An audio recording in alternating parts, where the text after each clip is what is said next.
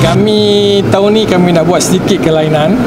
Di mana banyak orang buat feature macam contoh makanan, apa kambing dan sebagainya. Jadi basically semua hotel sama je. Tapi hari ni, tahun ni kita buat something different, mengimbau kembali kenangan lama, iaitu mana kita panggil dia Iftar Sinar Studio di Jalan Ampas. Kita banyak konsep semua berkaitan dengan P. Ramlee lah. P. kita minat P. Ramlee, cerita-cerita lama. Jadi dia set up something like that lah. Semua lebih kurang yang memaparkan perabot-perabot lama, and then makanan dengan nama-nama, tulisan yang sebutan lama, ejaan lama. Jadi makanan tu of course penting, tapi kita nak kaitkan dia dengan dengan persembahan tahun ni, konsep dia tu. Jadi dia jadi lain pada yang lain. Kebanyakan tahun ni kebanyakan yang datang ni kita pelbagai peringkat. Kebanyakan yang peringkat sekarang ni dia orang tidak dapat merasa benda tu. Jadi bila dia orang dapat tahu, macam contoh gerobak tadi, tempat kita simpan makanan, simpan kuih, simpan lauk. Jadi dia orang tak tahu ni apa benda ni. So kita kembalikan nostalgia tu kepada mereka. Ni mak-mak dulu, tok-tok dulu yang guna benda ni.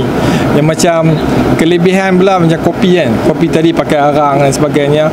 Dan satu of course dia taste better. Kemudian macam ni lah kita buat dulu, mak bapak kita buat dulu. Jadi kita nak just mengimbau kembali lah. Okay, speciality makanan di sini, kita of course kita punya kambing golek kita no limit.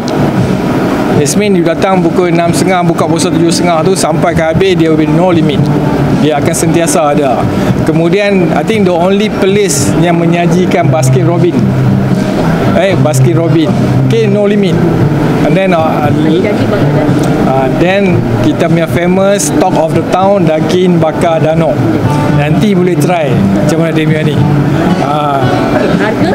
Harga dia, kita punya selling price 128 per person. Itu untuk adult lah. Dan children RM68, 108 untuk warga emas. Tapi bagaimanapun sepanjang bulan ni kita ada early bird. Early bird kita bermula daripada 78, 88 dan 98. Jadi siapa yang nak save, dia boleh beli, booking dan bayar untuk datang sini. Nombor telefon atau website apa untuk booking? Boleh WhatsApp kita orang, okey, ataupun sendiri call saya pun tak apa, tak ada masalah. Nombor telefon dia 012 951 5423.